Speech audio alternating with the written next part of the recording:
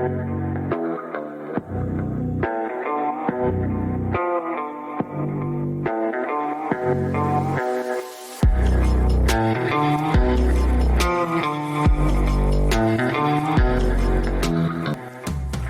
everyone, and welcome to another episode of Looking for Love in All the Wrong Dust Jackets, a show where three fun millennial friends talk to you about everything we love in romance, whether that's books, movies, TV shows, whatever we like. My name's Liz. I'm Danny. I'm Wiggles. Today, on this very Merry Christmas Day, we're going to talk to you about The Plight Before Christmas by Kate Stewart. Mm-hmm. Tis true. But before we do that, we gotta talk about a little something. There's a little something here. We are gonna be crass. We're not the ladiest of ladies. You heard it here first. Yep, thanks, Wiggs. I didn't even time that.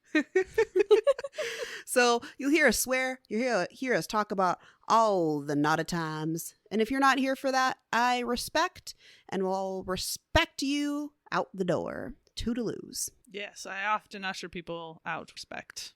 That's what I'm known for. Indeed. Mm-hmm. Sure.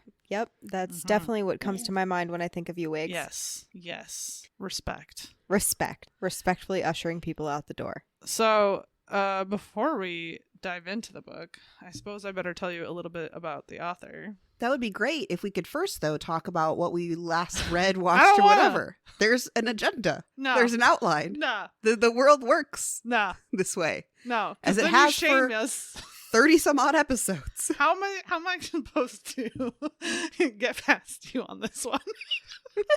What? I got nothing. Okay, but I got lots of shit, so... I got shit. Fine. Okay, so before we get into the book, what did you guys watch or do with your life the last week? Get me caught up. So I had a kind of old lady weekend where I just had me and my friend made a bunch of snacks and just spent the entire weekend watching movies, and I was cross-stitching a lot. And so somehow, I'm not sure how we did this, but we went from watching Halloween movies, they were all Disney Halloween movies, to simply then watching like old Disney Channel original movies. And then somehow ending the weekend on the movie Jaws. Appropriate. Which is my second favorite movie of all time, but like I'm still not 100% sure how we got there. I was not upset. And then I went home and really decided that I wanted to play a video game that I have not played in a very long time. So Danny did a bunch of World of Warcraft. You played WoW? I did. What a Wow. random thing for you to decide to just play WoW again. I just, for some reason, my brain was like, I want to run around a make-believe world and do whatever the fuck I want. And that's very much WoW. Yeah. I read the first 3 books in I think it's the Bonds That Tie. So the first one is Broken Bonds, then Savage Bonds, and then Blood Bonds by J. Bree. They are a fated mate reverse harem series. But there's 6 books in the series, and they are all actually a series. It's not like standalones. It's kind of a book that got under my skin a little bit, and I just like had to keep reading, just had to keep going. And after book 3, I was like, yeah, you gotta stop. You gotta chill. So I have to finish the next 3. They were good, but kind of in like that guilty pleasure kind of way, where you're like, I love that kind of thing. like, I don't know if these are actually good, but I felt like I was just so happy. I like to imagine them as candy, Yeah. right? Yeah. Like, it's not bad if you have some of it once in a while, but if that's your entire diet, it's not going to end well. Yeah. Fair You know? enough. And then I did also finish the audiobook for Butcher and Blackbird by Brynn Weaver. And fuck, this book is good. I do think that the audiobook probably increased my overall enjoyment of the book because the production is so well done, and they do actually have both narrators, the female and male, talking at the same time. So like if it is the man's lines, the man's going to read it no matter whose POV it is. And so that was really good. It's about 2 serial killers who kind of like Dexter style kill bad guys and track down other serial killers who just generally shitty people and kill them. So all of the trigger warnings for gruesome, gross stuff that they talk about that involves killing people. But it's really funny and it's really spicy when the spice finally happens. And it's just really good. It's really good. I might have to keep that in mind. That would be right up my alley, I feel like. Well, I did do one thing this. What'd you do? What'd you do? Well, so I got a month of Netflix against my better Oh. judgment, so we could do the Christmas Prince. Right. But I was like, well, if I'm gonna fucking have it, I'm gonna watch all the shit that I don't get to watch otherwise. Fair enough. So I binged the entirety of Fall of the House of Usher. What are your thoughts on that? I really liked it. Yeah. I wish that I wasn't so inexperienced with Poe. Like, I knew probably 5 of the poems that were referenced. Sure. The rest of them, I was like, fuck, I don't know what this is. I don't know what I'm supposed to be looking for. Yeah. But I was also surprised at which ones were like just a quick little nod and which ones were like spent for an entire episode. No, I thought it was very well done, which I think in a previous episode I said that those were done by Ryan Murphy. My apologies to Mike Flanagan. But he's doing fine, so Yeah, I fine. don't think he cares. But yeah, I don't know. I like seeing all the character actors who come back, and I like to imagine that they're in limbo and they just keep having to live out these like horrible lives. I don't know why. That's been on my bucket list of things to watch, because I've also been thinking about like just get Netflix for a month, watch all the things you want to watch, Mhm. chuck it out the door. Correct. That's my plan. The next thing I'm going to watch is All the Light We Cannot See, which is based on a book that I read, I think the year it came out, which was like 2015 or something like that, and is phenomenal. Like, there's a reason that there's all this fucking praise for it. So I'm really excited to see if the series does it justice. But yeah, that's what I got. Well, why don't you tell us about this author then? I would love to, First of all, Kate Stewart is a USA Today best-selling author. Originally from Texas, lives in North Carolina, which is important because it's referenced a lot in this book. Yes. Yes. She's also, well, according to this, her primary bread and butter of what she writes is messy, sexy, angst-filled contemporary romance, as well as a romantic comedy and erotic suspense, which I think is fairly accurate given just read.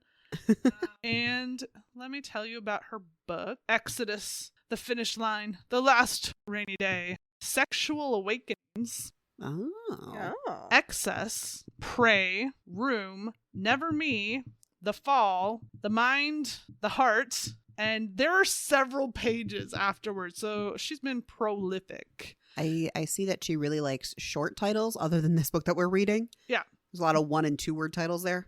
Further ones include Method, Major Love, Anything But Minor, it's a baseball one. So yeah, there's that and many more. Today we're talking about her Christmas book, The Plight Before Christmas, and I say we dive into it. We should. Does somebody want to tell us what this book's about? I can sure tell you about what the book's about, except for that I don't remember the main female character's name. Whitney. Whitney, thank you. So I can tell us what the book is about. So it's about Whitney. She is having a real shit week-ish, month-ish. So she broke her toe. She broke up with the person that she'd been seeing. She missed out on a promotion that she very much deserved. And then she's like, fuck it, I'm just getting out of town. I'm going to my family Christmas at my grandparents' cabin. Her grandparents are both passed, but they're having Christmas at the cabin now. And so she pulls into the cabin driveway and her car immediately dies in the driveway. So she's I've had that happen to me before, and it's not as rare as you would think. Yeah. So she's having a real shit time, but she's really excited to see her family. That is until her brother pulls in with a spare, and the spare is a guy that he works with and is her ex-boyfriend from college. The one that we all have, the one that ripped your heart out. He's the one that ripped her heart out. And so now she's faced with spending like 2 weeks with him. I don't think it's quite 2 weeks, but yeah. It's several days for sure. Yes. It's at least a week. Yeah. With him and having to be around her family, also dealing with him being there. So let's talk about some enemies to lovers kind of situation. Well, and also second chance romance. Second chance chance. For romance. sure. Yep. Yeah. I mean, I would like to just to get it out of the way, let's talk about Whitney's life prior to getting to the cabin, because it kind of falls off. Like, you forget that she even had a life before Yeah, the is cabin true. at a certain point. It gave us enough to know the context of what she had going on with the guy who beat her out for the promotion was actually a really great guy, but we also get this like boys club aspect to it. So you get enough to realize that like maybe she is being a little whiny, but also she probably did deserve the promotion. Yeah, he's kind of buddy with the boss. I believe he's his golfing partner too. Yeah. Which that irritates me, but that isn't to say that just because you're friends with the boss doesn't mean that you don't also deserve a promotion. We kind of get everything from Whitney's point of view. It's true. But everybody says anything about the guy that won the promotion says that he's an absolutely lovely person. And her friends were also saying like, you really deserved it. Of course your friends are going to say that. Right. But I think, Wiggles, you're right. Like, we get just enough information to know that Whitney's life, it's not that she's not succeeding, but she's not like excelling. Right. She's not happy. She's like content. Right. And that's about it. And not even content, I would say. Right. She's busting her ass for a job she doesn't even like. She wants to succeed in it because she wants to succeed, not because she wants to succeed at that thing. Right. She's kind of convincing herself that she likes her job. Mm-hmm. And in a sense, it is what she went to school for, but in a sense, it's also not, because she did double major. But still, like, she's very much in that mode of, I like my job. I really like my job. And you kind of get the sense that it's not really what she's actually wanting to do. Well, and she also has a rather lengthy description of her relationship with Kyle, Yes. who is only in her life because he's got the good dick, and that's it. And seems to be dumb as a stump. Yeah. Yeah. Yeah. And she repeatedly says that he has an 8-inch dick. Which, 8 inches. like, if he has an 8-inch dick and our love interest in the book here has the perfect dick, Yeah. what length is that dick? Maybe, we're going to go there. It might not be longer, and it might be thicker. Yeah. 8 inches Girthier? around. 8 inches around is Terrifying. Stop it. So I had to say it. That's a destroyed human right Yes, there. yes, it is. Anyway, but I did find it kind of relatable in the sense that if you're not having necessarily success in some other aspect of your life, you overcompensate by acting like the area where you are having success is going so well. Yeah. And it's like, no, you're just not struggling as much there. That doesn't mean it's going the way you actually want it to. Correct. Yeah. Also, I don't need to be called out that hard there, Wiggs. It was a self call out, but if you relate to it, you take that on your Yeah. So we have Whitney, who is 38, I believe. Yeah. Yes. Right? Okay. So she's going home after we learn all of this to be with her family. But her family, like, I find the way that the author described her family, like, really interesting. Because at first it's like, oh, they're perfect. Her parents are the best relationship. They've been in love for 40 years or whatever. And then her older siblings are all both married and they have 2 kids. And, like, the cabin they're staying at is beautiful and the perfect homey Christmas place. But it all kind of not deteriorates, but like as you pull the layers back, you see The cracks. yeah, everybody's got their things. I actually really enjoyed that aspect I did of it. too. I also really enjoyed the fact that this isn't like a 19-year-old girl. Yes. I love the fact that she's 38, 39 years old.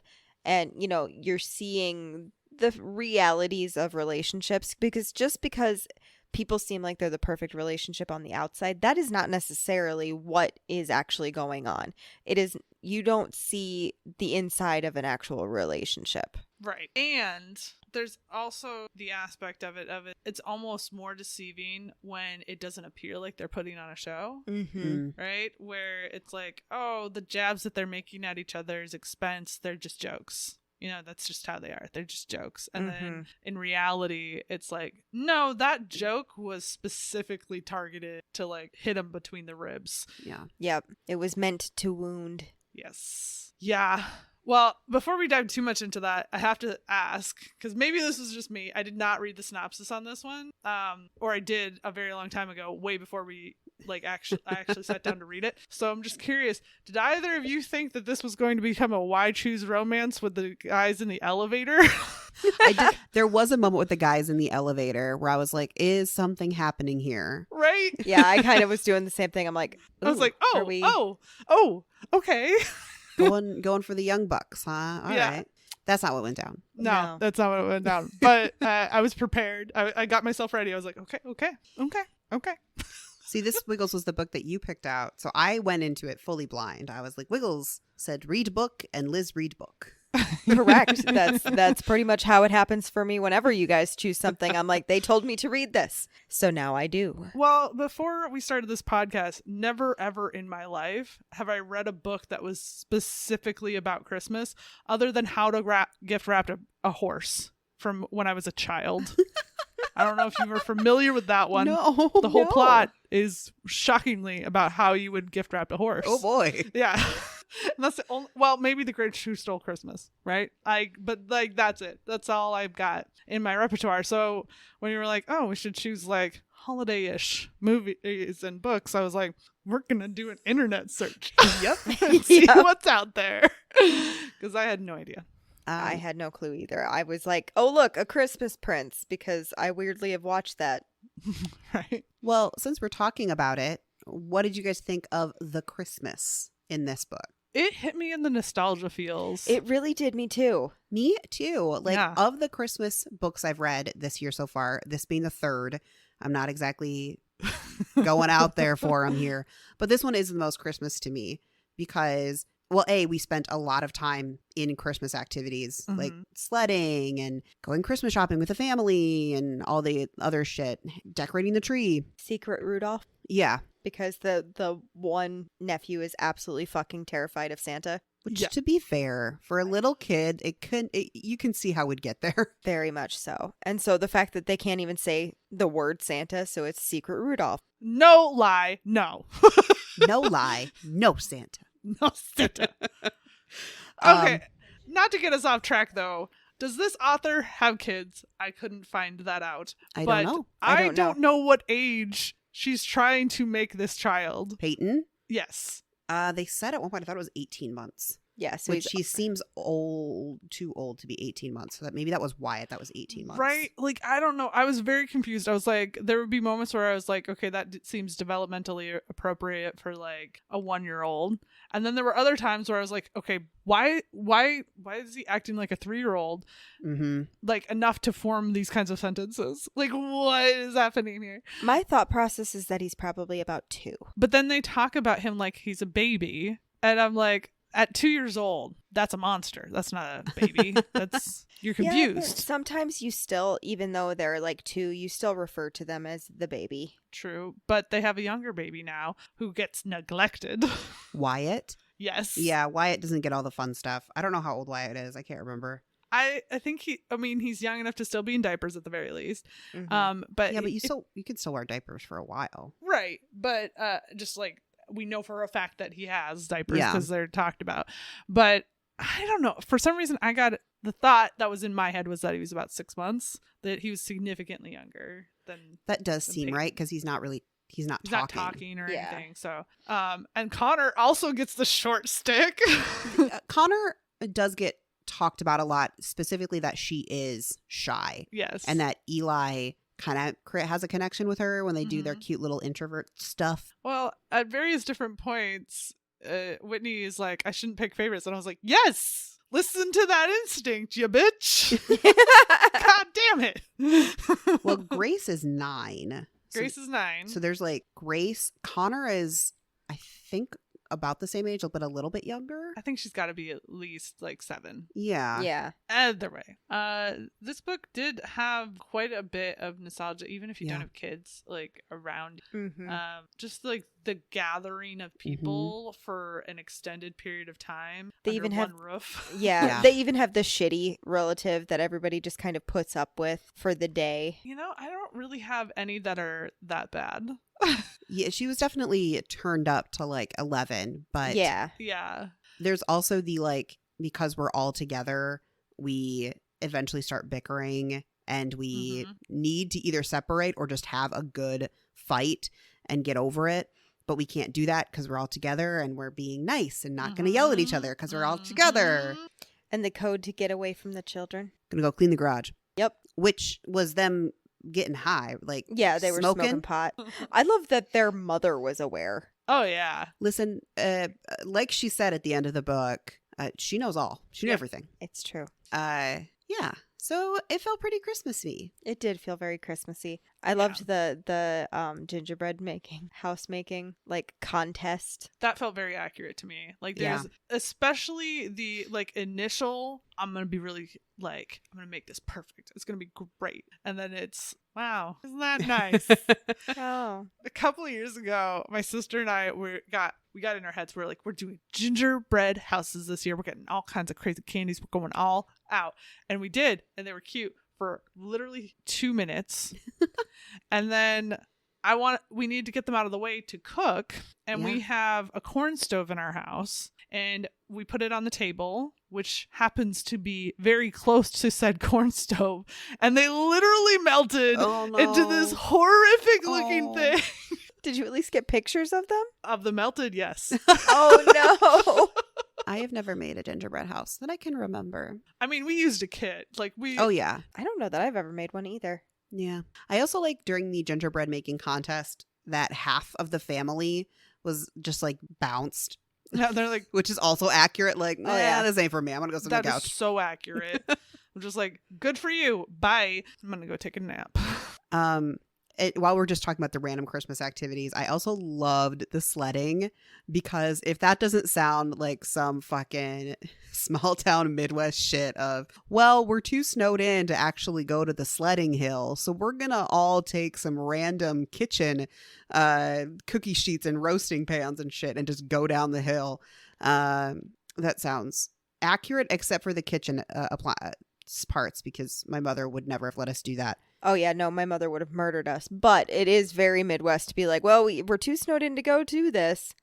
We're going to do it here. That's what shovels are for, man. It is. Yeah, I'm surprised they didn't ride a shovel instead. Yeah. Like, that's a more appropriate sled. Yeah. Also, why do you have no sleds of your own? That was also you were very gonna go to a strange to sledding me. hill with no sleds? Well, I think there was like you rent the tubes or something. Yeah, I think they were going tubing. That's some rich people shit. Yeah.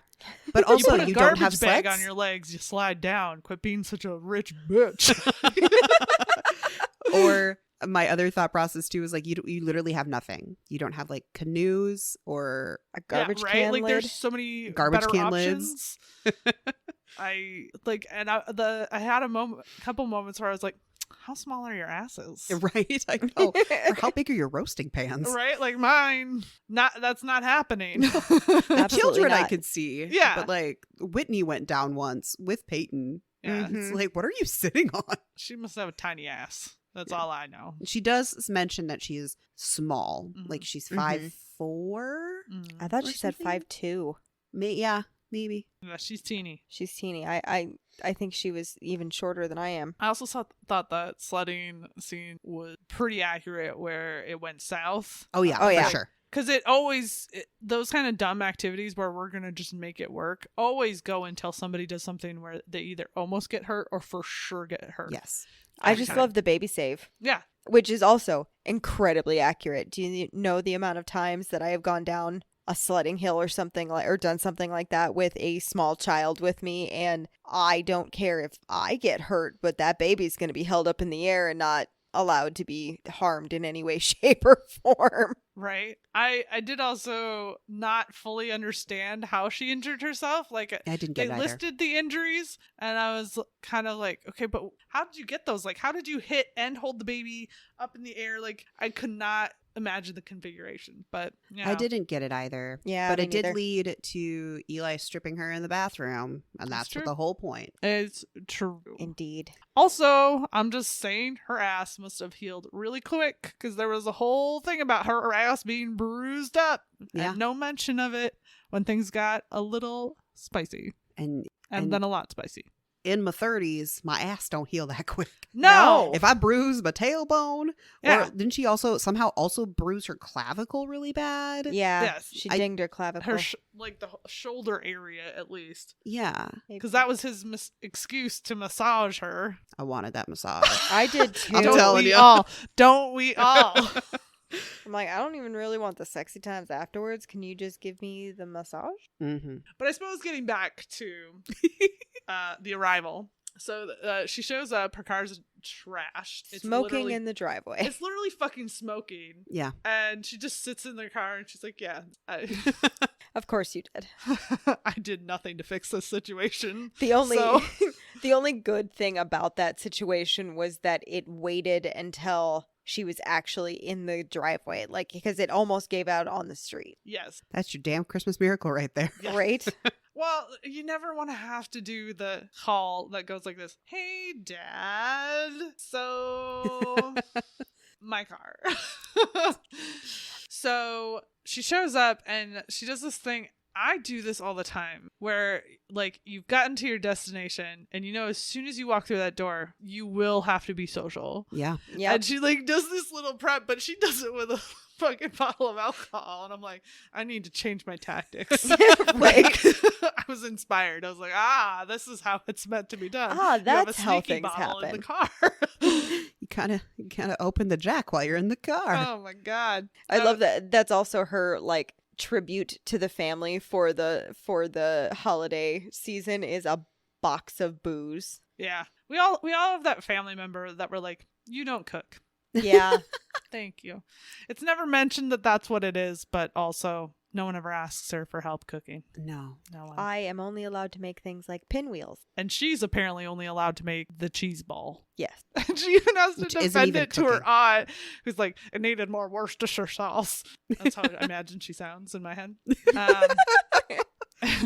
She's She like, sounded pretty bitchy I in followed the audiobook. recipe to a T. And her mom's like, it's delicious, honey. And then, like, I don't know if this was a running gag that y'all caught, but then it keeps coming back. This cheese ball somehow survived that many people and got saved for later. And Yes. she's Right. later on pulling it out of the fridge.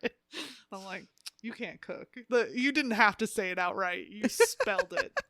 Right. Well, it's also her and Eli that do the dishes all the time. Mhm. And I'm like, the people who don't help at the beginning of the meal. Yep. Yep. The ones who only help at the end. We all have one Correct. of those. So here's the scenario. Your brother, Mhm. we all got one. Mm-hmm. You little shit, even though yours is older, He shows up with your fucking ex. Do you go upstairs and scream at him, or do you give him a scrotum kick? Just asking. My politeness would require that I pull him aside to scrotum kick him. Yeah. Same. I was shocked at how vocal she was, knowing that literally everyone can hear her. Yeah. Especially she hasn't seen Eli in 17 years, Yeah. as Mhm. they say. I would not be saying anything in front of him. No. I would be grabbing my brother, who is older than her. So, Yes. Danny, you would know this more accurately. Yep. And I would be pulling him into that garage and being like, "You motherfucker!" I would have been like, the fuck? I What's would wrong not be with you? screaming because that is just not something I do. But I would be pulling in, shutting door, and having an angry, whispering conversation. Yes. Yes. Which is almost worse, I feel like, sometimes. I was so surprised. I was like, if you told me, okay, we're gonna bring your ex from almost 2 decades ago, and then you're gonna throw a fit in front of him? No. Oh, Nay, no. nay. You did not play that right. The right way to play that is to be like, Eli who? Yeah. Do I And that remember would have. you from somewhere? Like she got no chill. Yeah, no, So see, and I that was- would have been my game. I would have Mhm. been like, oh, it's very nice to meet you. And then, like, when I happen to be able to catch my brother later, be like, are you fucking kidding me? What's fucking wrong with you? Yeah. And then the whole house knew. Like, Yeah. immediately, the whole house knew. Like, Right. Every single thing you do, whether you like, no matter what, is going to be scrutinized from that point on. Mm-hmm. And interestingly, everybody was chill other than Serena and Whitney. Everybody was like, well, Merry Christmas. Get over it. Even her parents were like, be nice to the guest. They were like, you could be a little more chill.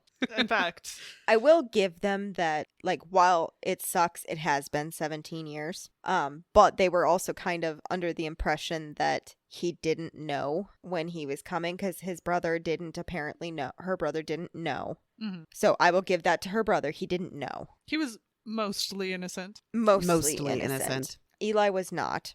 Eli was very guilty. Very, Mhm. very guilty. Lie. Lie! I loved that. I I love know. that Peyton's immediate name for him was Lie. I was like, karma does exist. Karma does exist. Lie. Way to go, Peyton. Lie. But he likes lie. He does. Berry milk. I did- will.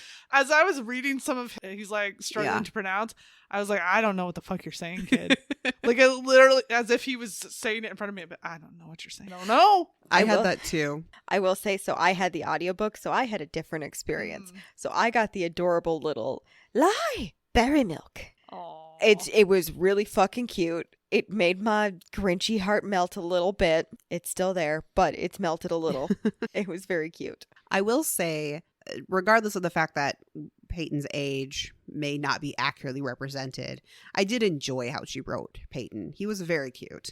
yes, he was definitely used as a simultaneous like comic relief foible and just in general cuteness up Yes. the factor. Mm-hmm. So, And he saved him from Santa. oh my god. Oh, goodness. That was what I don't know why that line sticks out to me when she's like, "You saved Peyton from Santa?" I was like, "Oh, don't fall for him again. He ripped your heart out." I trust nothing. I don't know if I liked how long we had to wait to find out like what he did that was so bad. I would sort of fall for his shtick, Yeah. you know, and then I'd be like, no, he did something really fucked up. She cried for 3 months straight. That's a lot. And then I was like, also, some people are more dramatic. It may not have been that bad. And like, I had this like going back and forth in my head.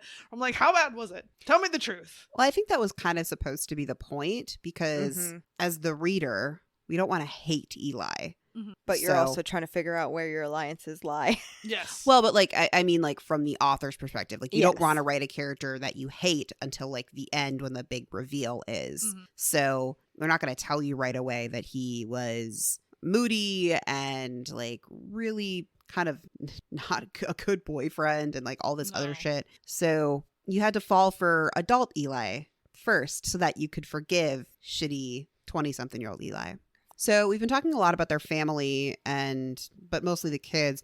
What did you guys think of like the sibling relationship between Whitney and Brendan and Serena? Accurate. Very accurate. Right? I thought she wrote the family dynamics really well. I loved the sister telepathy, like when it was happening. Mm-hmm. I was like, that's accurate. For I real. also love that she had the sister telepathy with her sister-in-law. Yeah. Like, she very much loves her sister-in-law. They are very much sisters.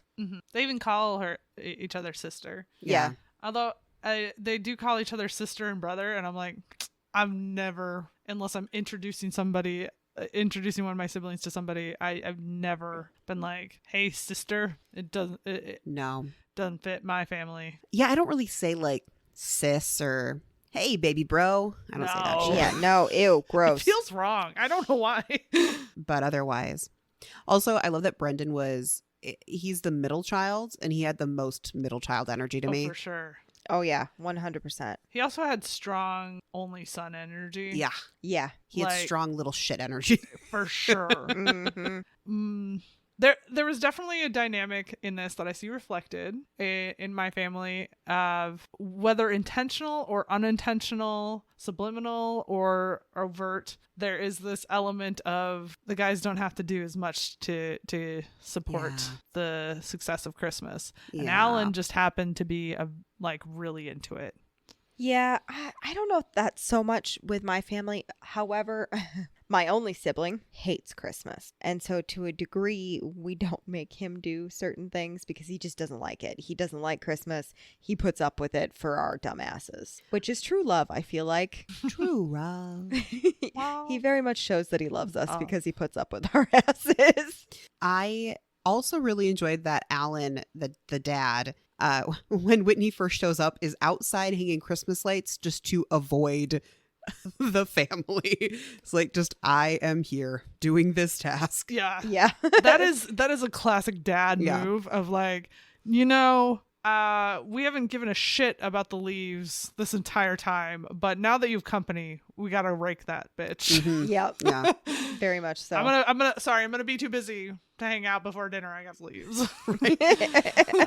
Especially because Grace, who's 9, just had her first period, and so she was all up in arms. Mhm. Right? About I everything. can't imagine getting it that young. No, Fuck. I know people who did. Yeah. Yeah. I mean, I think I was 12, 13. I was can't about remember exactly. But that even alone was like, fuck.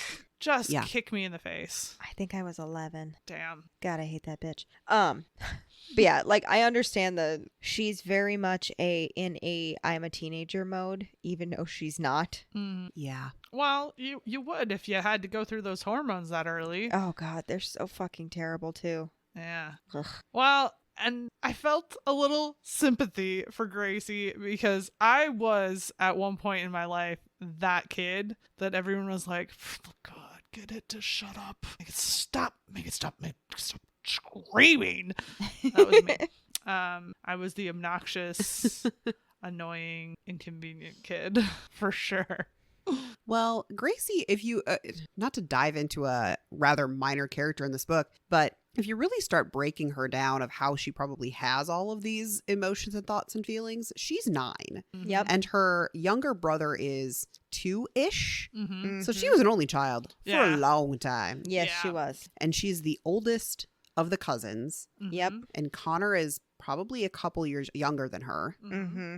So she's got a lot. Yes. Yes. She's got a lot going on. Yeah. Yeah. It's true. And it's a minor thing, but it really makes me smile, is that she wants to be a makeup artist. That's what she wants to do. She's really excited about it. Is she good at it? No. She's fucking 9. But Whitney's trying to be supportive. Mm. So when Eli shows up, she essentially has clown makeup on because she let her little niece do her makeup. Right. Well, and that's the other part of the invasion aspect of it. Like, she's defensive before she even finds out it's Eli, and I totally get that because when you're with your family, you're Right. just your family. You're Yeah. a different person. Oh, And absolutely. anybody who says different is lying. Like, you have like, maybe you hold back certain things, but those are very different from the things you hold back from like your friends and colleagues and whatever. Right. When you're with your family, you're like, I can look like a sack of potatoes that's been run over 3 times and nobody's gonna give a shit. They Yeah. might be like, you're kind of starting to smell. Might want to take one of them showers. but But like, nobody gives a shit. It's like, whatever. Versus if you have company, that's a totally different dynamic. Yeah, I can't believe they didn't tell her until she was already there because, like, she packed, and she even talks about it. Whitney packed, like, her just chilling at home clothes, her Yes. being around her family clothes, her sweats and shit. And so when they go to do the, like, secret Rudolph shopping, she's like, shit, I gotta buy, like, clothes. Yes. To not look like a frumpy old maid. Yes. Absolutely. Yeah, because things are very different when you have like actual company, especially for the holidays and everything. Yes. Yeah. Like, so my family, at least, so we do have a couple of people that come over and play games with us and everything, but they don't count. They are kind of considered part of the family at this point. I will still wear my jams all fucking day because I don't give a shit. But this is somebody that she was unaware that she knew at the time that she was informed that he was coming. So I would have been miffed. Like, I'm sorry, you a stranger is coming into the house. Like, why didn't you warn me so that I could have some half-ass decent clothes or have an attempt to look decent? Right. And also, now I can't really relax. There's Yes. a person. Yeah. Yeah. There's a different type of relaxing Yeah. you're able to do. While we're talking about the family, I just have to mention the email chain in the very beginning. I was laughing my fucking ass off Fucking reading love that. Oh my God, shit. so funny. And the assistant's reply. Oh yeah. Yes. Oh my God, I fucking loved it. I'm like, oh, their dad is so extra. Yes. I love it so much. I was like, here's the thing. If my dad had any energy or tolerance for technology, he would 1000% do that shit. Like the greatest gift he's ever given my family is never really figuring out how to text. I also really love he constantly is using Alexa to do announcements throughout the house. And so he makes the Echo or whatever, the speaker do all the announcements, even though they can hear him yelling at the device to create the announcement. Well, in my head, he had hidden Alexas Yes. all over the fucking house, too. That's what I was picturing. I didn't know that you could talk into one Alexa and all of the Alexas become your speakers. And now I'm like, Challenge do I want accepted. this? Yeah. I have seen a person on TikTok so her daughter is off at college. And they have Alexas that are all on the same account so she can make announcements into her daughter's dorm room. Oh, no. Oh, no. And then the daughter can reply. And oh my God, it's so fucking funny. My dad is exactly that level of petty. And that's what I really mean. Like, if he adapted his level, his energy to technology, we'd be fucked. Because like this is how this man woke me up for like 5 years of my life. He would come into my room just a little, just like, because the light switch was right on the inside of the door. And he'd be like, Aaron, it's time to wake up. The quietest thing, which never would wake me up. And he'd be like, excuse accepted. And he would I slept on a bunk bed, by the way. He would take the light and he would flash it on. And so the light's like maybe a foot away from my face. And he'd be like, ha ha ha ha. And he would like turn it on and off. And I'd be like awakened teenage nightmare. And he'd be like, and he'd walk away, bastard. And then he'd come back because I didn't get up. And he'd be like, turn it back on again. I was like, that's what he can do with a piece of technology that has 2 settings. What would this man do with an Alexa? My dad used animals to wake me up. Like throw them at you? No, well, kind of ish. My dad did that one too sometimes. No, I'm talking about live animals. That's what I'm talking about. Yes, cats would be thrown on top of me. So he would, our dog, he could do this in any order. It did not matter who he said first, but he would open the door and go, Rebel, go wake up Danny. And he'd bolt into my room and jump on me, which is just mean. And he could do it to myself, my brother, and my mother. Because God forbid any of the 3 of us wake up first. And then the other thing he did was, if he did not use the dog, he would use the hamster. And I oftentimes sleep on my stomach, and then he would put a hamster down the back of my shirt. Poor hamster. A poor hamster. I mean, my hamsters were very used to being handled, and so it literally just like walked down my spine. So we talked a little bit about Alan, but I want to talk about him just a smidge more, if we could, before we move on from him, in that he is an Elvis impersonator. Yes. Competitor. Yes. He won in Vegas. Which is an accomplishment. Yes. And so there's a whole thing about Whitney having this like great musical talent that she doesn't share with anybody, which she obviously gets from her dad. She must, right? Mm-hmm. Right. And all that was like really great flavor, I thought. Like just a little bit of sprinkle on of something, you know? I feel like all of the characters had a little bit of flavor, really good. Like Ruby, the mom. I thought her name was Ruby, right? Yeah. Mm-hmm. I get confused. My cat's name is Ruby, and so then my brain was just like kind of does not compute. Yeah. So Ruby, the mom, was very just like she came across as the like sweet, I'm the sweet mom and everybody gets along and blah blah blah. And then she also tells the stories about how she shot her husband in the ass on purpose with a crossbow. Yep. Mm-hmm. Mm-hmm. So I thought that was a funny story. I was like, you're a woman after my own heart. I trust you now more than the others. Yeah. I will say, on the note of her shooting him with the crossbow, I really appreciated how, she had the different relationships in the book, and how she shows the cracks in each of them, even the one that has the most solid foundation. They've been married for 40 years, and she's having this talk with Eli about, everybody thinks our relationship is perfect, but you know what? Yeah, I purposely shot my husband in the ass with a crossbow because he pissed me off and I was done. Mm-hmm. Well, she also said that she almost divorced him that year too. The one couple is really stresses me out through the entire fucking book. Serena and Thatch. Yes. I am Serena. That was kind of fun to read. I was just like, oh, another character that I am. Well, and Great. I completely get her frustration. Mm-hmm. And that's just really is very dense to the fact that she is beginning to feel unloved. She's beginning to feel unnoticed in their relationship. And I understand he's stressed. I understand having a 9-year-old who just had her period is also very stressful for dad. I totally get that.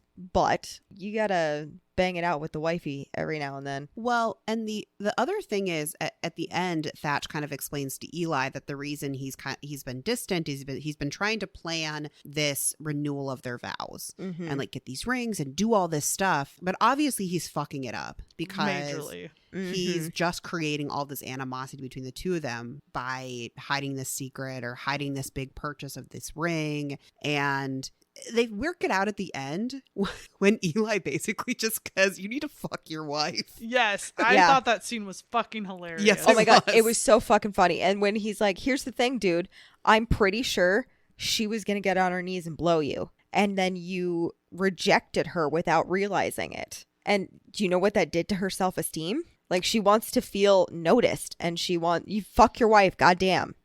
Don't you? Like, well, it felt like one of those things where it's like, bruh, are you gonna look me in the eyes and tell me you don't need to get laid too, my guy? Well, and then he also lays it out for her other sibling. Yes. Well, after Whitney like basically said, "You want to come for me, bro?" Yeah. And that felt like the most sibling shit Yes. I've ever seen. Like, oh, we're doing truth telling. Guess who's Oh. on the chopping block next, bitch?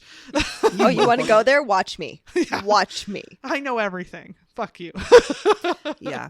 And theirs was basically just that Aaron, his wife, which I'm sure was fun for you to read. Thank God she was not on very much. That's true. And also in no way, shape, or form similar to you. So No, way closer to Danny, actually. Yeah. Yeah. basically they moved from North Carolina where all their family and friends and everything they moved from Nashville to Charlotte, I believe. Something like that. Yeah, one of those No, two. I think they moved from Charlotte to Nashville. That's what I thought. It don't matter. Either way, they moved from one city to another. Yeah. And Erin, his wife, is sad because she misses all of her friends and family and she's miserable. Right. And she doesn't have that support system. Yeah. After just having had a baby. Mm-hmm. Because I don't think that baby is a year old. No, I don't think so either.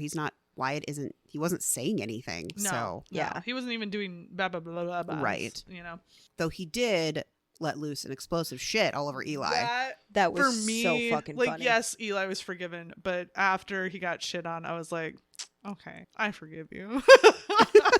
I mean, blowouts happen, man. I probably would have the same reaction. You'd be like dry heaving everywhere. So I here's don't the know. thing. Some baby shits are nasty. They are. disgusting. The other good thing about that scene was that Sorry, picturing. okay. No, the other thing I liked about that scene is then Whitney got to undress Eli in the bathroom. Yeah. Oh. So, we're not just having one person undressing the other. Everybody's undressing everybody. It's, yep. Yep. Mm-hmm. Can I talk about my favorite line from Little Man? From Peyton. Yes. Mhm. Go for it. Mufasa. Mufasa. Oh yeah, he called out Aaron hard, and I was like, God damn, Yeah, so evil shit. Mufasa is sex hair. I mean, Yes. Eli doesn't know that. He just thinks or not Eli, Peyton doesn't know that. It's like, oh, you got a lion's mane, but it's sex hair. And then when it comes back around, and this is why it makes me so happy, is because it comes back around. Everybody was gone. Eli and Whitney got down. And then he starts freaking out because when are your family going to get home? And he's like, dust, like to try to cover up the smell. To use the pledge. Yes, he used the pledge. And then he's like, oh God, why they won't buy that we've been dusting. The entire logic of what was going through Eli's head was not. Yeah, it wasn't. He was panicking. There was fully no panicking. mathing it at all in that situation. He was- was like, "Let's use pledge to cover up our sex stink," and then not just open a window. I just love Whitney's response, where she explains it to him, and then he's like, "You're right. What covers up the smell of pledge?" And she's like, "Nothing." What the fuck? just dust. But when he looks at her, he goes, "Oh my God, Mufasa, fix your Mufasa hair." And I'm like, oh my God, I love it so much. It will forever be Mufasa hair to me. Yes. I also love when he hit, I'm not sure if it was Eli or Whitney with his toy hammer. It was like, into past. It was Whitney. Into past. I'm like, that is a kid who watches way too much Goddamn Lion King. To past huts. Good job, kid. Yep. Yes, the past can hurt. Well, it's shit like that where I'm like, how old is this kid? Yeah, but how much I think he was just repeating what he saw in Lion King. He sees Rafiki hit somebody and say that line, and that's what he did. Yeah. It just happened to be really good timing for the book. Yes. That's it. And he watches The Lion King religiously because they mention it multiple times that he's watching The Lion King on his dad's iPad. All right. We haven't talked about one pretty big thing here. Okay. That's the romance. Fuck it. We don't need that. Oh, well, it's their relationship is so fucking complicated. Yeah. It is. It's very complicated. And you don't know the full extent, obviously, until the end. But I mean, they give me the vibe of like when they're in a room together, everybody's like, "You two fucked." that couple that tries to pretend that they're not a couple, and everybody's like, "Should we see? Like, where are you hiding?" And I think that's got to be particularly weird for her family members who thought that their brother was just bringing some guy. Yeah. I like their relationship. I wish in a perfect world they would have not had the like giant miscommunications that caused the downfall of their relationship 17 years ago because he was being a hard-headed asshole that wouldn't talk about things. Men, right? Men. But then you find out why. No, it's and understandable. It makes sense. Yeah. Like at first I was like, okay, so you were just a moody 20-year-old. I get it. We've all been there. Mm-hmm. We all have things that we're not particularly proud of in our 20s. I mean, here's the thing. I think that he's right in his assessment at the very end where he's saying, I don't think we would have made it if we stayed together. Like, I agree. Even if we had, like, it wasn't that moment, it was going to be a moment. Did I end it shittily? Yeah. But, like, there was no way. I was not in the right headspace. And you thought that something was happening that I could not deliver. Right. They mentioned that he worked on himself after this. He got into counseling. Mm-hmm. He went through a lot of shit. Mm-hmm. Stuff that he wouldn't share with her and everything. And the fact of the matter is that he kind of needed to. He just wasn't ready to. Right. Well, when you have leukemia, which is what he describes, and you spend your entire life, like you don't really get a childhood. You spend your entire life isolated and you don't even get like the typical relationship with your parents. Mm-hmm. Like not only does he have all of the grief and anxiety and depression around that he's trying to come out of it, and he's only been in remission for a couple years by the time they have their relationship. Mm-hmm. He also missed out on like emotional intelligence, social intelligence. Like just he might be 20, I don't know when they were dating, like what, 22, 21, something like that. But he's mentally way lower. Yes. Way younger. And people always say that kids who have cancer grow up way too fast. And there's the transverse thought process of that. It's like, yeah, they had to grow up and they had to learn a lot of really hard lessons really quick. But at the same time, they didn't get to have a childhood then. So they are emotionally stunted and everything because the reason that we have childhoods is because you learn from them. Right. Well, even just how to have a relationship with another person. Yep. Like not even a romantic one, just how to have like a friendship or exist with another person. Well, the only time we see Eli, and this is from his perspective, talking with his friends, he's being a fucking asshole. Yeah. Mm-hmm. And so it's such a one-off that it's easy to miss, but it's very clear that Whitney was not the exception. She was the rule. Yep. If anything, she was the exception in how close she did get. Right. Absolutely. Well, and the other thing is that, oh God, this is so fucking tragic. So he was waiting for his scan to find out if the cancer was back or if he was in remission. and his dad had to go pick up his mom, or his mom had to go pick up his dad. His dad had to go pick up his mom because his mom was drunk at a bar. Yeah. So his dad left to go pick up his mom, and he was super mad at them because they were waiting on the scan information, and he came back, and it came back, and he found out he was in remission, and then his parents were killed before they even ever found out. Well, and there's also this very specific additional feeling of guilt in that he says that he knew that there was something off about his dad, that his dad's building resentment against his mother's drinking had been just getting worse and worse and worse. Yeah. Mm-hmm. And he knew there was something wrong about letting his dad go to go retrieve her, and even begged him not to go. And then I can't remember exactly how he says it, but it's implied that there were not bad weather conditions that they were driving on. There was not, and it was a single car accident. So in his mind, he'll never know, but he thinks that they were having some big blowout in the car when it happened. Yeah. Which does make sense. He said that there was no adverse weather conditions. There was nothing going on. He goes, I think they got into a big fight in the car. And and he then points out that he really at that point had only been living for them. Like he had fully been to a point where he just wanted to give up. Mm-hmm. He wanted to be done. And so then he didn't have them to live for anymore. And then he's cancer free. And so he's cancer free, but now he's an orphan. So it's almost like there's never a moment of being quote unquote normal, though I use the word normal very loosely here because what is normal? And then he has to go to college. Mm-hmm. And he doesn't fuck her for a long time because cancer meds can make you impotent. Yeah, which is a whole thing, like up until the end when he explains that, where there's all these flashbacks and she's like, let's get going. And he's like, no, I'm going to hold off. And then you finally find out why. Well, and they can, just saying. Cancer meds can make you impotent. Well, and it also wasn't just that. He was also a virgin to all of it. Yeah, right. Virgin to a relationship, never had sex, never kissed, any of that. She's his first for all of it, from what it sounds like. And so he's like very cautious to do anything because he has no point of reference. Yeah. I think he did say that he messed around with other people before her, but not sex. Right.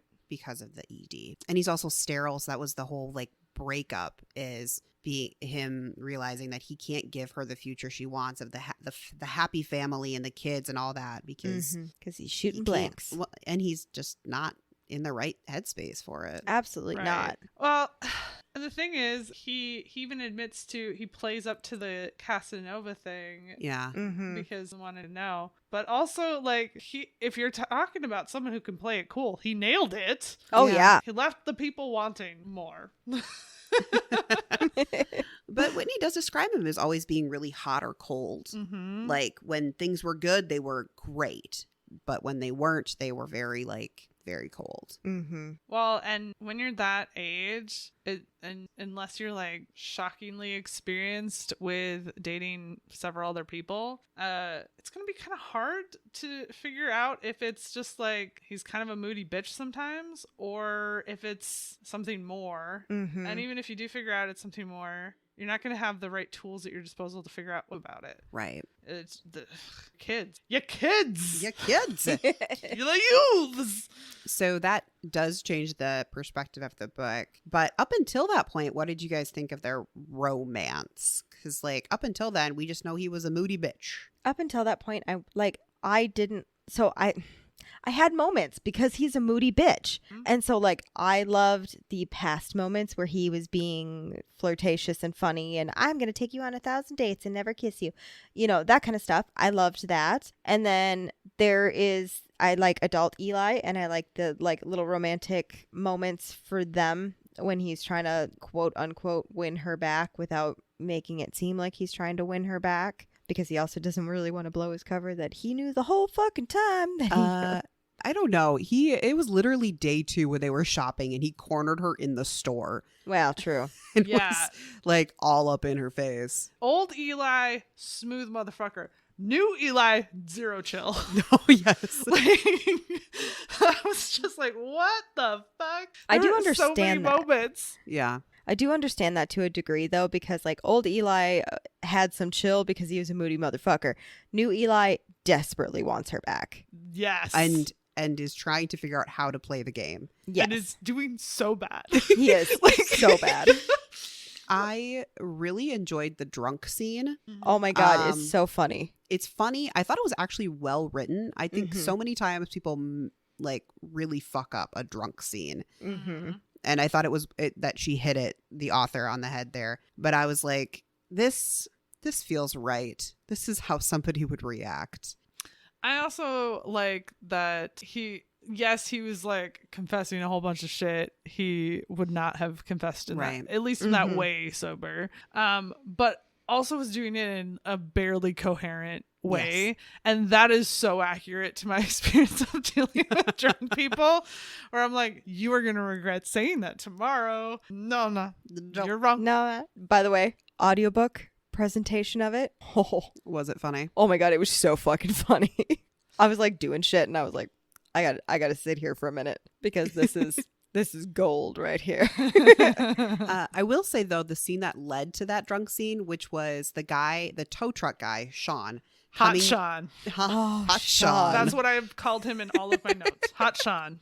Coming to take her busted ass car away. I don't know. That one seemed a little hammed up for me, but I also enjoyed it. I loved it. So, It cracked me up because he's just like, oh yeah, that motherfucker wants you. Here, let's Here, let's let me make him help. jealous. I had maybe not the intended reaction that the author had, where I was like, I need to get me a Hot Sean.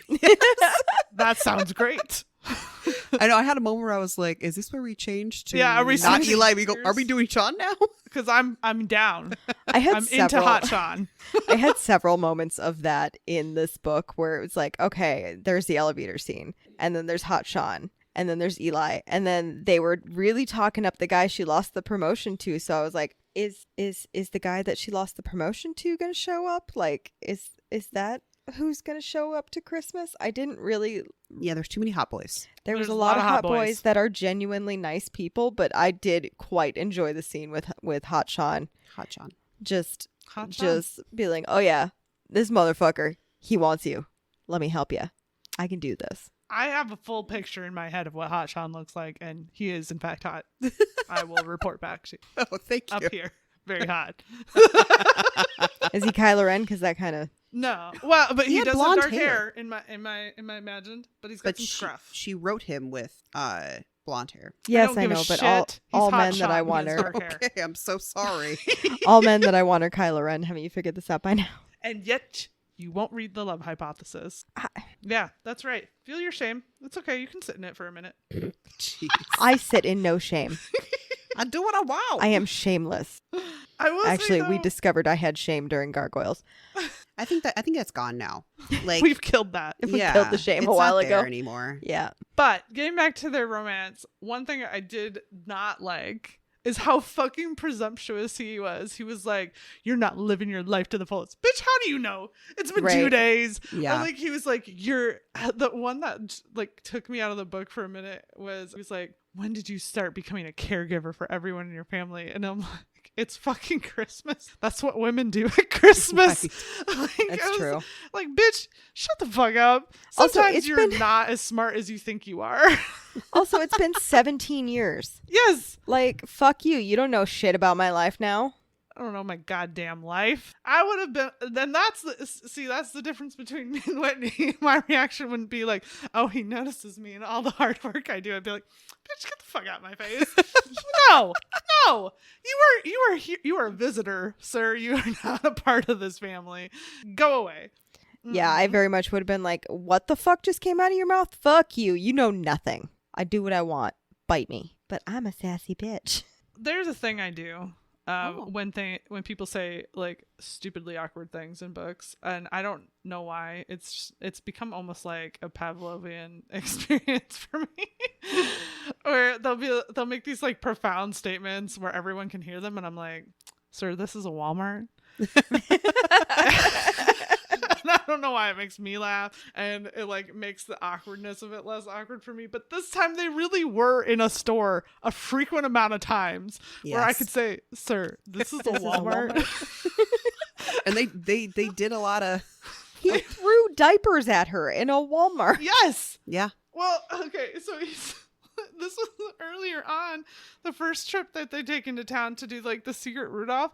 He says, "You can pretend all you want that I haven't been inside you, but I refuse to." And I was like, sir, sir, this is a Walmart. Yeah. And then I completely forgot the grocery store scene. There was a lot of shit that you could say that to in that scene. Indeed. So many times. And it wasn't obviously just limited to the store. There were moments where I'm like, you were in their family home. Right. Right. Yeah. You don't have to be like this. I think that's what makes it feel so much like a Christmas book to me is not the like cute, like, oh, the decorations and then this and that. I mean, that happened, but it was the shit like, all right, now we have to go on a fucking grocery store run in the middle of our family like holiday week. That felt so real to me. It is true. Or the like, oh, the sisters are staying up drinking wine too late. I was like, this feels Yeah. very holiday. Yes. And he eavesdrops on them. He eavesdrops a lot, that motherfucker. Yeah, he he's does. a Snoop. I don't know how much you're like Serena. Mm-hmm. I think you're a little Eli. Shut up. You shut the fuck up right now. Someone just doesn't like being called out that much. The problem is I knew she was going to say it as soon as we were like, oh yeah, he's a little Snoop. And I was like, Liz, you just shut your mouth. And then Wales was like, I will tell them for you. Fuck. By the way, I noticed that your eyeshadow palette that was sitting out, it was really pretty. Point proven. I know. I also noticed your eyeshadow palette that was sitting out. It's really pretty. Thank you. We're apparently snooping through Wiggle's shit. Look, if you don't want me to look at it, don't leave it out. I'm well aware. It's almost like I've known you for half my life.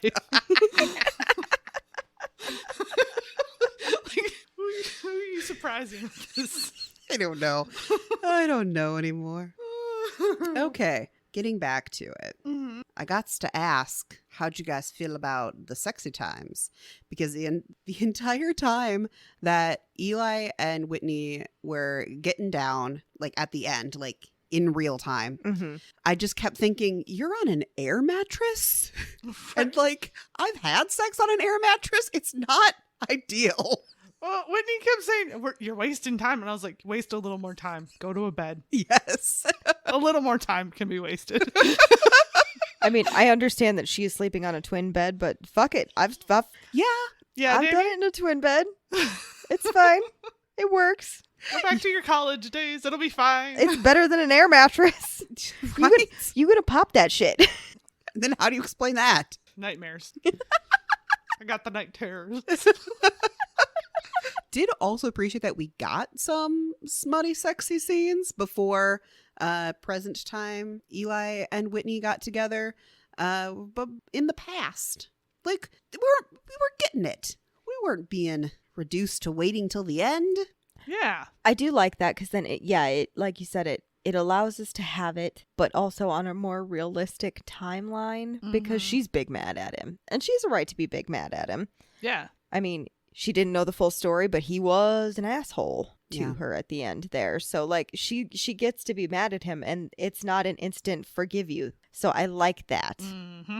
Like I like that he had to grovel a little. Oh yeah, I bet he'd be real pretty on his knees. Jesus, Danny. Okay. Like, here's the thing, though. Danny has every right to say that. You know why? Because there's a part where I can't remember exactly where it is, but when she's encouraging her to give Serena. Yeah. Is being encouraged by Whitney. I should not just say her and her and her forever. When Whitney is encouraging her to give Thatch a blowjob, she's like, when was the last time you got those panties dirty? Or some shit like that. Or The when pants. was Last time you got your knees dirty. Yes. And I was like, I literally was like, man, you know your family could hear. I also don't have that relationship with my siblings. Like, No. no, thank you. I never, in my head, my are all celibate. Okay, I will say, Yeah. I do not have a sister relationship. You bitches are the closest thing. You and Angela.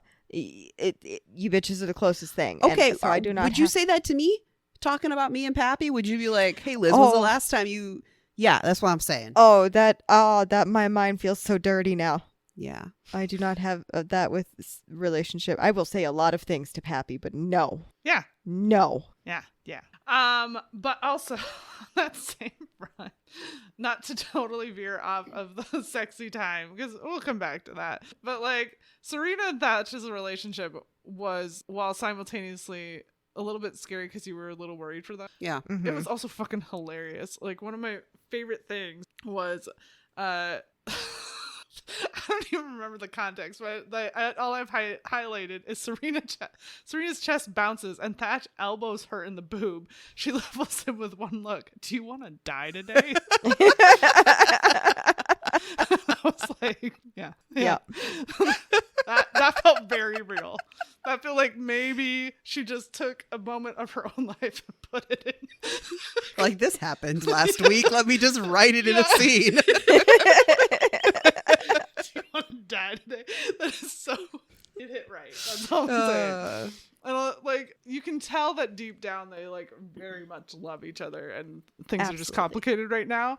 And that's what makes it like the funnier moments so funny with them, because you're like, God damn. Well, and the author did a really good job of making you care whether or not their relationship lasted. Yeah. Yes. Because, you know, Whitney's really good friends with Thatch as well, but Serena is her sister and everything. And the little glimpses you see where they do get along or when they're joking with each other, you really like them together. And so I cared 100% about what was going on with their relationship, even though it was kind of, it's supposed to be a background thing. But I was 100% like, they better fucking make it because I like them. Mm-hmm. Yeah. And I honestly cared about all the relationships that way. Yeah. And I thought she did a really good job because it wasn't just about their relationship. It was also about the relationships around them. Yeah, absolutely. And they seem interconnected. Like the higher stress that was on Whitney and Eli led to more stress on Thatch, which led more stress on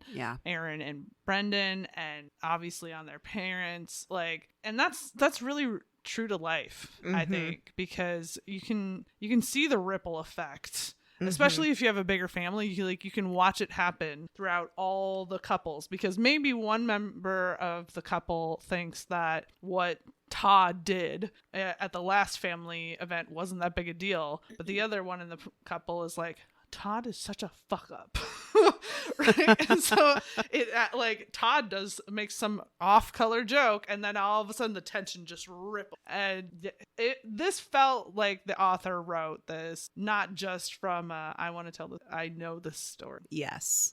Absolutely. Yeah, it definitely felt like there was a lot of personal history with these situations. And she did a good job of writing it without bogging us down with all of the information. Yeah. Like, it very much felt interconnected and interwoven in a very storytelling way, which I really appreciated, because it could have been a complete and utter shit show. Yeah, I will say the one thing that bothered me is the beginning was a little exposition heavy. Like, there was a lot of like, I'm just going to tell you all of this right now, and then we're going to tell you the story. I didn't mind it too much, just because I was thinking about it from the standpoint of the outsider coming into the family. Sure. You know, like if you're thinking about it, if you're the Eli of that situation, that's how you get information. It's very much like, I'm going to hit you with the bulk of what you need to know. This is Cousin John. He does this. This is Aunt Mabel. She does, right? And then you're going to eventually, throughout the time that you're there, find out all the wacky stories about how Cousin John shoved a firecracker's butt. Right? Like that's how that happened. Yeah, I guess my problem with it was just mostly when it was from Whitney's perspective. Like when Thatch was first introduced in the book, there was like 2 paragraphs of Whitney just being like, I love Thatch, he's so great, and this is my relationship with him. And I'm like, I don't need all of that right now. Yeah, I can understand that did stick out to me a little bit. It didn't bother me, but it did stick out to me. It was also done and over with after the first like 10% of the book, so yeah. Well, there wasn't much that I had gripe about with this book, except for it did suffer from using the same phrase from different points of view in the exact same way a couple times. And it did suffer from, I don't know if this is something that you guys have noticed, but if I'm in an emotional conversation, I'm describing how sad or angry or frustrated, I am not using an elevated language-based planned speech. Like, no. I'm not out here waxing poetical about how you could have a better life. I'm going, you know what? Fuck you. I'm sick Yeah. of your shit. I'm sick of having to deal with this. I'm sick of having to clean up after you or whatever it is, right? Like picking one of their battles. Yeah. The other thing, just to get all of the like writing issues out there at once, the other thing that bothered me, and I don't know if you guys had this, is sometimes I couldn't tell who was speaking. Yes, that was driving me nuts the And whole it was time. really bothering me. I didn't notice that so much. However, I did listen to the audiobook. Yeah. This one was definitely suffering from Said is Dead. Yeah. And I thoroughly disagree with Said is Dead because Mhm. I need to know who is talking. I'm not saying every line needs to have the said or retort or comment, whatever. But sometimes I need it. Right. And also, I've noticed she did this a couple of times. She would start up a paragraph with like, Whitney is talking, and then description, and then end the paragraph with somebody else is talking. And I'm like, what Yes. are you doing? Yes, that was driving me nuts. Well, and that's the reason I was still reading this book all the way up until yesterday, because it forced me to do that thing I hate to have to do, which is, wait, I don't understand what's happening. Yeah. I have to go back and reread this entire page. I had to do that too. And usually when I have to do that, I just say, fuck it. Obviously it wasn't important, but I needed to do that a lot with this book. But I also did not have that problem, but I didn't read the book. I listened to it. Yeah. which Which is fair. I will say, so if you're going to listen to the audiobook, I would highly suggest, they have two narrators. So there's a male narrator and a female narrator. And that that speech when he's talking about when he had cancer and everything, and he's really emotional about it. That male actor sounds like he's crying. Oh shit. Like, it got me good. I was like, I'm hot happy with damn. the Kindle on this one. Well done. One thing I really liked about Whitney and Eli and how our author chose to present their relationship is how tactile it was. I feel like a lot of, especially in romances where we're building up to the big moment, right? That there's minimal touch or overemphasized touch. And by overemphasized, I mean, he touched my shoulder and now we're in love. Like, what? No. But like, there were all these little moments where like they would brush his hair out of their faces, or, put an arm or touch their arm, or there was one moment where she like got lost in thought and found herself like touching his face. And that feels much more, it made the quick turnaround on top of having the flashbacks to their backstory. It made, when it did kind of come to fruition, it did not feel forced. It felt like, yeah, this is the natural progression of their relationship. It felt like it was time. Yeah. Yeah, absolutely. Right? Yeah. Well, and the other thing is so when he broke up with her, she left and he literally never saw her or spoke to her again. So some of those are a little bit of habit from being around them. They dated for 8 months before they broke up. And so I understand that, without seeing him in another aspect of being broken up and everything before that, she wouldn't have gotten out of some of those habits of to brush his hair away, or, and same thing with him. I understand they haven't seen each other for 17 years, but there's still that like comfort in knowing somebody that you would have those moments where you would maybe mess up and, touch his arm or brush his hair to the side or something. And same thing with him, because they never saw each other after that moment. I mean, I will say it did go sometimes beyond that. Well, yeah, absolutely. In a way that didn't quite make sense. The massage threw me. I was like, you're trying to keep this guy back and you're only wearing a towel, and you're like, sure, you can give me a massage. Yeah, that part was a little weird, but also I wanted it. So Yeah. I was kind of like, I sort of forgave it because of that. Yeah. I was like, yes, but also what? But also yes. Yeah, same. I was like, what? But that is a choice, but like, yeah, I do. Yes, please. And then the nip slip just goes completely unacknowledged. We're just going to cover that back up and pretend it never happened. right. It was like one line. I'm like, oh, and my nipple's out. Like, all right, just put that away. Just tuck that puppy back where it belongs. I don't think she's well endowed. It's never expressly said. So I think maybe it's a little bit easier. Because here's the other thing: if you got a rounder girl, if you will, a lot of them towels don't make it all the way around. No. You can choose. You can either cover your ass or you can cover your titties. I'm not walking around with my family in just a towel. Oh, hell no. Like, hell no. Even if it's just to go from like the hallway up to the room. Yeah. Nah, not risking it. My No. entire booty would be out if I went up some stairs to my room. No. Mm-mm. Yeah, I don't know. I thought that was really funny. Because I was just like, wow, interesting choices. Another one where I was also going back to that. I just effed them. I do too. I just did. But I love that Thatch calls out Whitney and also calls out Eli on a regular basis. And one of his best lines, the ones where I was like, ooh, you a petty bitch. We would be best friends. He goes, could have fooled the 11 other people you're rooming with. Yes, that pays dirty. Yeah, Thatch really rode the line of like, I want you guys to be together, but also do not fuck this up or I will kill you. I want to draw our attention to another line that was said in El Walmarte. Yeah, how dare I read into the come fuck me eyes, the goosebumps, the parted lips, the fast breath, and the hard nipples. And that was said in the grocery store. Sir, this is a Walmart? Sure, this is a Walmart. I think a lot of people don't have the shame that we would have, or just like the general tact. Like I don't say anything in a Walmart like that. Right. Yeah. Like I would never. See, here's the reason I go to Walmart is because obviously people of Walmart. Yes. That whole, right? But like, even still, you do not come to a Midwest Walmart Nay, behaving like this. Nay, nay. Everyone would be like, the fuck? Which brings me to one of my other like minor notes is multiple times in this book, the author uses the phrase, what is your damage? And I'm like, yes, we need to bring that back. Why did that ever fall off? That was a great phrase. That reminded me of you a lot. I'll be honest. They also said that was fire, I think referring to the sex. And I was like, you guys are too old. You're too old to You're be too old saying for that shit like phrase. that. Nah, yeah. Also, that's not an appropriate phrase for that. You're not using it right. You're not using it right. That was fire. No. Old. And by old people, I mean. Yeah.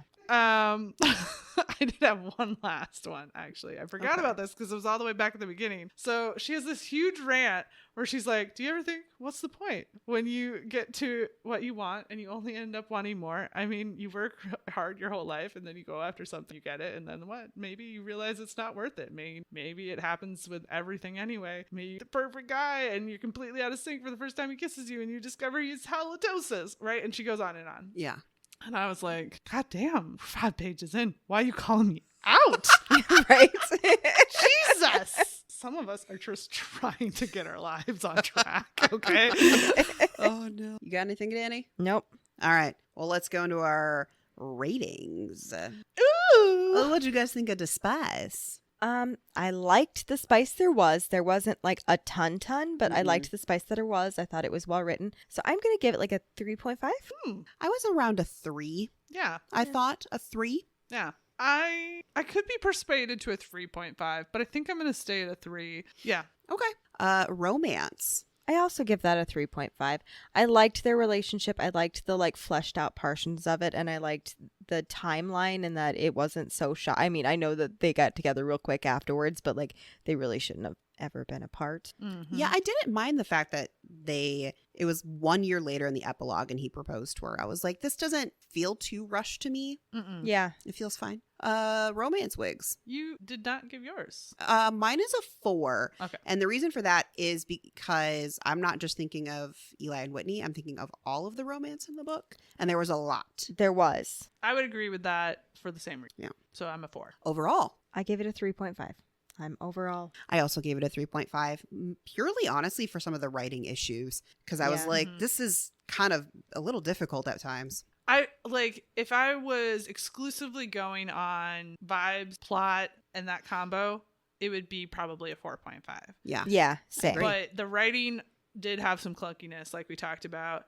And there were some moments where, for it being so genuine for so much, specifically in the romance moment, there was just language that did not feel appropriate to the and so for me, 5. Yeah. Perfect. So what are your recommendations then? What you got for me? Well, okay, so I wanted to come up with a book and I didn't find one. So I'm going to recommend the movie The Family Stone. It very much feels the same. It has that family dynamic of these are our traditions. You're the outsider coming in. Sure. Difference being that in The Family Stone, they're not nearly as welcoming. But it has the humor mixed with some deeper things going on and a lot of different connections going on. So, and also it's good. It's a good movie. So my recommendation is going to be Secretly Yours by Tessa Bailey. We have done that on this podcast. There is a lot of nostalgia in feeling in that book. There's also a lot of the close family dynamics and the fighting family dynamics in it that I also kind of think about this book. It is not a Christmas story, but it is also spicy. It did make me miss turns while driving to a family vacation. So be warned, maybe don't listen to parts of that book while driving. Yep. Okay. My recommendation is The Final Offer by Lauren Asher. It's also a second chance romance, and it's also a he chases her and we're stuck in a house together situation. And then the second one, purely because it's like the only other Christmas book I've read recently, is Love Light Farms by B.K. Borison. That is a friends to lovers fake dating. We're on a Christmas tree farm. I'm sorry, I can't take that serious. Well, that's what it is. I believe you. I believe you. I love a fake dating. Honestly, I don't know why. I love a fake dating. We need to do more fake dating. It We is one of my need to do. favorite tropes. I love it because it's conspiratorial. Yes. And that, Yes. Yeah. I love the idea of being in on something together Yes. and that leading towards sexy Yes. times. Yes. So anybody who wants to fake date, I'm available. And then eventually also bone down. I mean, But you can't plan that ahead of time. No, It has to come up organically. Right. So I can't advertise that part. We're just fake dating. Okay. Well, that's the end of the episode, everyone. If you liked this, please find us out on the social medias at Wrong Dust Jackets, primarily on TikTok, Instagram, and Pinterest. Or you can find us on our website at wrongdustjackets.com.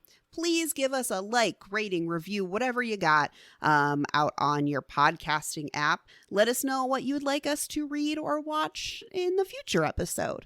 That's what we got. Bye, y'all. Bye-bye now. Goodbye.